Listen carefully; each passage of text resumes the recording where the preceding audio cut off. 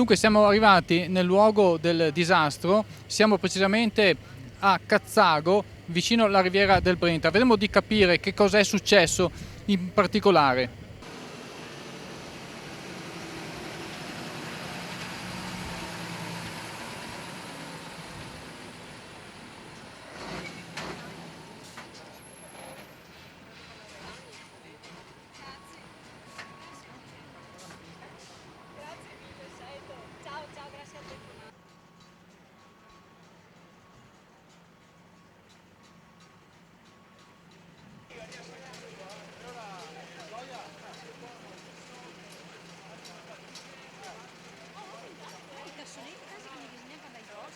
Ecco, dunque qui a Cazzago in centro abbiamo incontrato il sindaco. Ecco, se ci può dire per cortesia cosa è successo in questi pochi minuti. Tra altre cose vedo che il tempo sta minacciando ancora.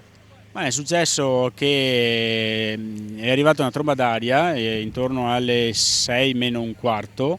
Io sono arrivato qui proprio nell'imminenza del fatto. Una tromba d'aria che ha flagellato completamente il paese, quindi ci siamo trovati in una situazione drammatica.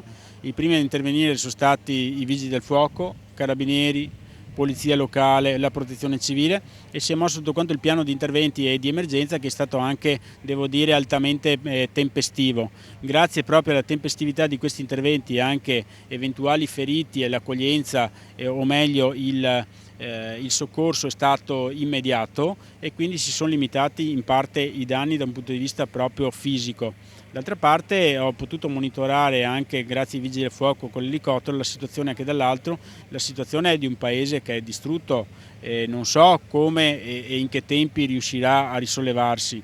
Qui c'è da rifare tutto, dalle case divelte agli alberi sradicati che hanno distrutto anche la strada. Anche le auto di conseguenza. Le auto, se non hanno avuto l'albero che gli è caduto addosso, sono state scaraventate a molti metri di distanza, anche al centro Mitos, proprio addosso alle vetrine. E quindi qui siamo in uno stato di piena calamità che io andrò ad attivare già da domani mattina. La raccomandazione che però faccio adesso è che intanto facciamo un punto di raccolta in biblioteca, in palestra, per sopperire alle esigenze contingenti di chi si trova senza casa improvvisamente. Successivamente domani andremo anche a monitorare la statica degli edifici e anche con ditte apposite daremo l'incarico per mettere un po' a posto nell'immediato quello che si può. La raccomandazione però è di evitare il fai da te, di andare sopra i tetti per cercare di rattoppare alla meno peggio, perché questo non crei situazioni di ulteriore pericolosità, e per chi fa i rattoppi e anche per le persone che magari ci camminano sotto. Ecco, da come mi dice è stato un fenomeno veramente violento che credo non abbia precedenti in questa zona.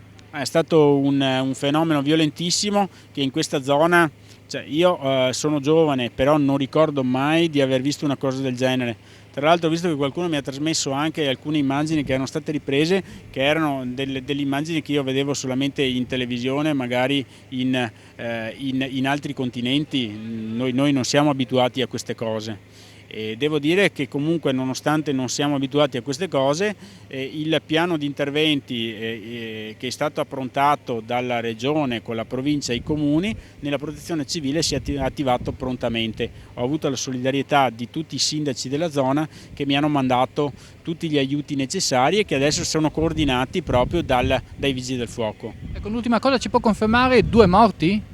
Allora, io da quello che so c'è stato un morto in località San Bruson di Dolo. Pianiga è stata graziata da questo punto di vista, almeno da questo, e quindi adesso dovremo rimboccarci le maniche per stare vicino ai cittadini che hanno subito questo dramma e questo flagello, e per cercare di tutelarli al meglio. Dovremo tutti pian piano leccarci le ferite, e mi aspetto una risposta importante anche da parte delle istituzioni. Sindaco, la ringrazio e non mi resta che augurarle veramente buon lavoro. Grazie ancora, grazie a voi.